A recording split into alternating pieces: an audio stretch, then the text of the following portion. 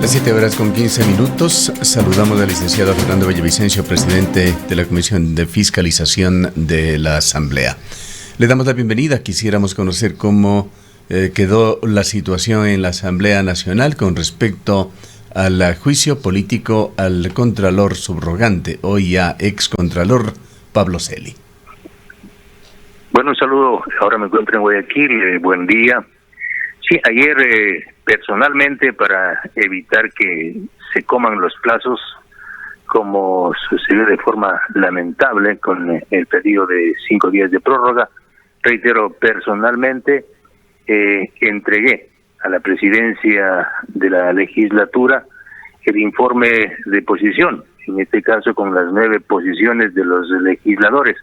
Y como se preveía en el informe que había trabajado la comisión, las coincidencias fueron casi totales, es decir, y mejor dicho, por unanimidad, los 9 miembros de la Comisión de Fiscalización coincidimos en la necesidad de avanzar al juicio político y recomendar la censura del excontralor Pablo Celi.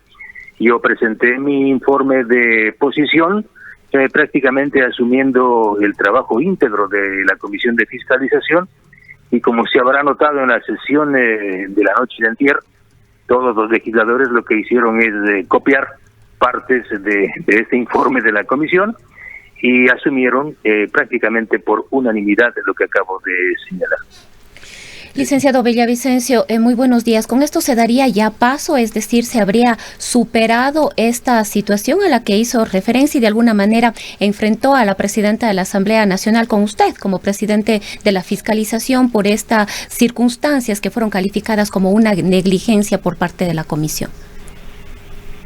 Sí, de esta forma prácticamente hoy está en manos de la presidencia y del Pleno los informes de posición de los 9 colegas legisladores. Ya no hay excusa para que sigan refiriéndose de que hay un boicot al juicio político. Nosotros reconocemos y debo informar que hemos solicitado la renuncia a la secretaria. Esta es una responsabilidad exclusiva de ella, solo para información. Los secretarios y prosecretarios de las comisiones legislativas permanentes de la Asamblea son calificados por la propia Asamblea. Es decir, son ellos, es la propia Asamblea la que les califica y bajo condiciones especiales suscriben los contratos para elaborar como secretarios y prosecretarios. Porque por ahí hay un criterio del abogado del extraditable Rafael Correa, que ahora dicen que es legislador, pero nunca le veo dirigirlo a Fausto Jarrín. De que claro, ahora la responsabilidad de lo actuado es de Fernando Villavicencio, del presidente. Así las cosas, entonces Rafael Correa sería responsable de todas las pillerías de sus subalternos.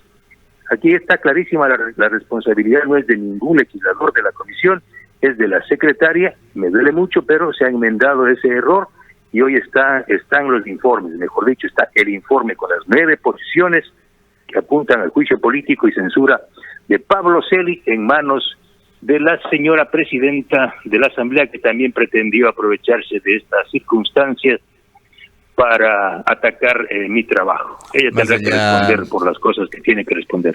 Más allá de este error de trámite que usted lo reconoce, licenciado Villavicencio, y de la renuncia de la secretaria de la Comisión de Fiscalización, ¿qué reflexiones tiene usted sobre la presencia de intereses políticos o poderes fácticos que pretendan abortar el juicio político en contra del excontralor? Mire, yo les invito a leer un reportaje que acaba de publicar el portal La Historia.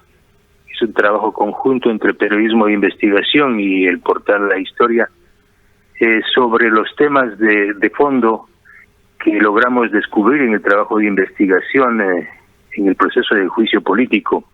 Puedo decir con seguridad, y eso lo he conversado con el honorable Lloret, que es el interpelante, las 6 causales de Juan Cristóbal Lloret tenían un objetivo, pero en el transcurso de la investigación y del juicio político se pudo abrir un espectro mucho más amplio y descubrir, por ejemplo, cuál fue el objetivo de la disputa del control de la Contraloría entre los meses de mayo y junio del año 2017. puedo decir que prácticamente hubo un golpe, un asalto a la Contraloría, una disputa entre dos grupos, y eso es lo que acabamos de revelar en este reportaje. Un grupo liderado por Carlos Polit, que estaba siendo acorralado por el caso Odebrecht, y por eso el 2 de junio se allana su casa. Quienes estaban atrás de esa acción, sin duda José Serrano, Carlos Vaca Mancheno, César Navas y el señor Celi. Y en este caso habían 3 informes con responsabilidad penal que salieron justo el día 24 y otro el día 25 en contra de César Navas por los contratos en el ECU 911, en contra de Carlos Vaca Mancheno por haber recibido dinero de la Secretaría de Inteligencia, y también una investigación en contra de José Serrano. Ese es el elemento central, ese fue el elemento central de la disputa que acabó entregando el manejo de la Contraloría a este grupo liderado por Pablo Celi de la Torre. Es decir, esta investigación de la Comisión de Fiscalización le está presentando al país elementos muy importantes que dan cuenta de que la Contraloría General del Estado fue asumida por una estructura delictiva orientada a desvanecer millonarias glosas de delincuentes de cuello blanco y a eliminar y a desaparecer, escuchen esto, a desaparecer informes con responsabilidad penal, porque estos 3 informes que están en manos del periodismo resulta que no están en los archivos de la Contraloría General del Estado. Licenciado Villavicencio, además, en una de sus recientes declaraciones a propósito precisamente de esta situación que se dio al interior de la Asamblea Nacional respecto del informe para el juicio político al Contralor, usted advirtió que dará a conocer o denunciará nombres, adelantó incluso algunos de asambleístas que estarían vinculados con el desvanecimiento de glosas. Bueno, lo hemos hecho, yo lo hice ya, al menos un nombre que salió en la presentación, en la participación de la fiscal Diana Salazar, cuando yo le pregunto a la fiscal si existe un informe con responsabilidad penal en contra de Alex Bravo, un contrato con el consorcio Oro Negro.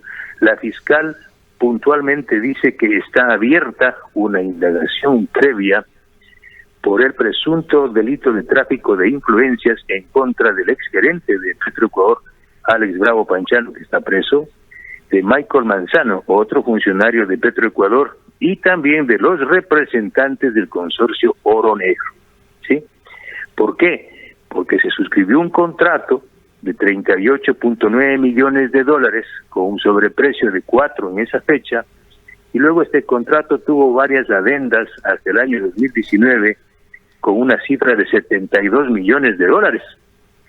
Las empresas que forman parte, o al menos una, que forma parte del consorcio Oro Negro, tiene una vinculación con el asambleísta Ricardo Vanegas de Pachacuti. Esta información es pública, es decir, aquí no hay nada que esconder. Eso es lo que he hecho yo, transparentar información que fue proporcionada por la fiscal Diana Salazar. El asambleísta proponente al juicio a Celi, Juan Cristóbal Lloret, en declaraciones recientes para este medio de comunicación, reiteradamente dijo que lo que él y los asambleístas estaban haciendo es abrir una caja de Pandora. ¿Qué efectos colaterales puede tener este juicio de darse efectivamente, de ser llevado al Pleno? ¿Qué deriva podría o debería tomar este expediente que contiene al momento tantas aristas? Yo creo que lo más trascendental es el filo penal que lleva la recomendación penal que al menos hice yo en mi informe de posición, de recomendar a la Asamblea que se remita el expediente a la Fiscalía General del Estado para que se abra una indagación previa en contra de los responsables, primero de la desaparición de estos informes con responsabilidad penal contra Carlos Vaca Mancheno, César Navas, y una investigación que según Carlos Polit estaba en marcha en contra de José Serrano. También la investigación por la desaparición y el incendio que destruyó informes con responsabilidad civil, llámense glosas, por cerca de $1.000 millones. Esto se basa en un reporte de la excontralora subrogante, Valentina Zárate, quien confirmó que efectivamente esos informes fueron quemados en el incendio y que el incendio fue de forma deliberada. Esto se confirmó también con el reporte y el informe presentado por el comandante del Cuerpo de Bomberos, quien señaló que encontraron bidones y botellas con combustible en el 5º piso de la Contraloría General del Estado, donde funcionaba la unidad de responsabilidades. Para mí este es uno de los aspectos trascendentales de la investigación realizada por la Comisión de Fiscalización, que sin duda ha molestado y está molestando a muchos sectores poderosos.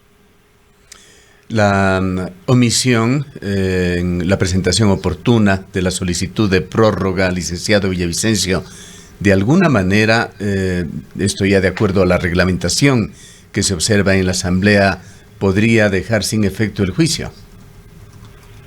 No, para nada. El mismo artículo 82 permite esta acción que acabamos de ejecutar el día de ayer. En el caso de no aprobarse el informe, ¿sí?, se tiene 2 días adicionales para presentar un informe de posiciones. Y lo que hemos hecho es aplicar el inciso 3º y remitir el día de ayer, dentro del plazo, todavía hasta hoy no vence el plazo, remitir el día de ayer todos los anexos, toda la información, las actas, porque nos han pedido todas las actas de todo el proceso de interpelación, la presentación de pruebas y el informe con las 9 posiciones de los legisladores. Finalmente, licenciado Villavicencio, este informe implica acciones que se han dado en Ecuador en altos niveles políticos desde el gobierno de Rafael Correa. Quisiéramos centrarnos en el gobierno de Lenín Moreno. ¿Cuáles son las implicaciones para este gobierno y para varios de sus altos funcionarios? Y le voy a poner solo un ejemplo, 2 ejemplos de las 2 compañías que son parte de la trama del caso Las Torres. Me refiero a la compañía de servicios petroleros No Limit y a la compañía china Camse, constructora del ECU 911 y de la plataforma financiera, entre otras obras. De acuerdo con la información entregada por la justicia americana, la compañía No Limit y sus propios representantes revelan a través de Cooperación Eficaz que ellos pagaron sobornos no solo para desvanecer las glosas por $13 millones que tenían, sino que también pagaron coimas y sobornos para la firma de los contratos. ¿Y en qué fecha y en qué periodo se firmaron esos contratos? En el gobierno de Correa. En 2012, según la información que llegó a la Comisión de Fiscalización, se pagaron $4 millones a uno de los asesores de Petroecuador, a Marcelo Reyes, quien está preso en los Estados Unidos, para la firma del contrato. Luego se pagó otros $4 millones a Alex Bravo, que también está preso aquí en Ecuador, para el pago de facturas, esto es el 2015. Y ya para el desvanecimiento de glosas, durante el gobierno de Lenín Moreno, se pagó $4 millones adicionales y otros $4 millones para el pago de las facturas que tenía que hacerlo la gerencia de Petroecuador. Es decir, se vinculan los 2 gobiernos. Solo en el caso de la compañía No Limit aparecen relacionados los 2 gobiernos de Correa y Moreno y también la Contraloría General del Estado. En el caso de la compañía china Camse están relacionados César Navas, quien fue ministro de gobierno de Lenín Moreno, el amigo personal de Lenín Moreno, Homero Arellano, marino, y también el administrador del contrato de Camse, el vicealmirante Luis Yepes. Es decir, hay una trama de larga data, como he señalado. En realidad, se ha abierto esa caja de Pandora. Esa es la caja de Pandora abierta. Bien. Y eso no les gusta a los correístas, por eso están asustados. Gracias por habernos atendido. Han escuchado al licenciado Fernando Villavicencio, presidente de la Comisión de Fiscalización de la Asamblea Nacional.